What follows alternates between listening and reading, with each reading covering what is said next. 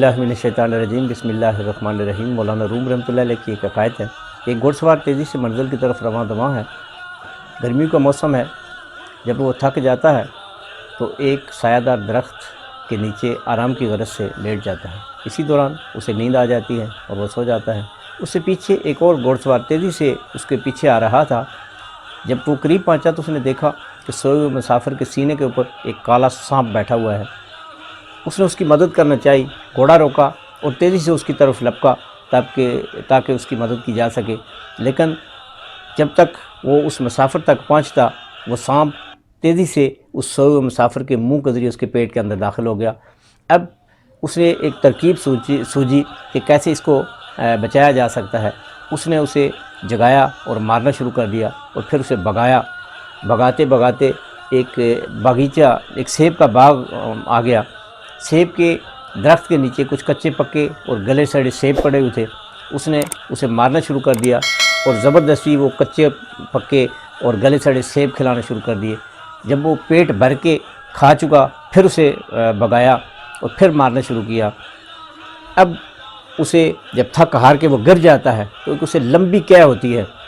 उसी कै में वो जितने भी उसने सेब और गले सड़े सेब खाए थे वो बाहर आ जाते हैं एक लंबी कै के ज़रिए। उसी में वो काला सांप भी बाहर आ जाता है। तब उसे पता चलता है कि जिसे वो दुश्मन समझ रहा था ये तो उसका मौसन था। और फिर वो उसे बताता है कि काश तुम मुझे बता देते कि तुम मेरे लिए ही ये सब कुछ कर रहे हो ताकि मैं तुम्हें बुरा भला ना कहता। लेकिन वो मुसाफिर उसे कहता है कि तेरा इलाज तभी मुमकिन था कि मैं तुझसे ये पोशीदा रखता। अगर मैं तुझे बता देता कि तेरे पेट के अंदर एक काला सांप चला गया है तो तुम तो उसके खौफ से ही मर जाते, तो मैं तेरा इलाज कैसे करता, तेरी जान कैसे बचाता। तो मौलाना रूम रहमतुल्लाह अलैह फरमाते हैं, इस अकायद से ये नतीजा अख़ज़ करते हैं कि बाद चीज़ें इंसान के लिए रहमत होती हैं लेकिन इंसान उसे ज़हमत समझ रहा होता है। जब इसी तरह जैसे एक मरीज़ जब डॉक्टर के पास जाता है तो डॉक्टर उसकी बीमारी की तशख़ीस करता है, उसके बाद उसका इलाज तजवीज़ करता है। कभी उसे मीठी दवाई देता है, कभी कड़वी देता है, कभी इंजेक्शन तजवीज़ करता है, कभी वो उसको हॉस्पिटलाइज़ करता है, एडमिट करता है, और कभी ऑपरेशन तजवीज़ करता है।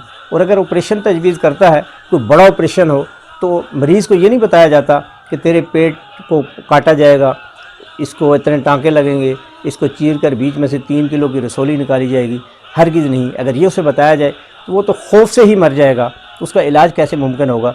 मरीज़ को यही बताया जाता है कि एक छोटा सा ऑपरेशन होगा, आप बिल्कुल ठीक हो जाएंगे।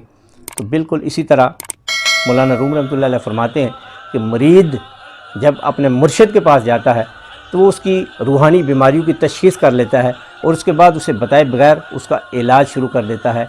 बस मरीद का ये काम है कि वो मुर्शिद के सामने, सही सुल्तान बहू रहमतुल्लाह अलैह फरमाते हैं कि ऐसे पड़ा रहे जैसे गुसाल के सामने मुर्दा होता है। वो जिस तरह चाहता है उसे मूव करवाता है, तब जाकर उसकी रूहानी बीमारियों का इलाज हो सकेगा। अल्लाह तबारक व तआला हमें समझ की तौफ़ीक़ अता फ़रमाए।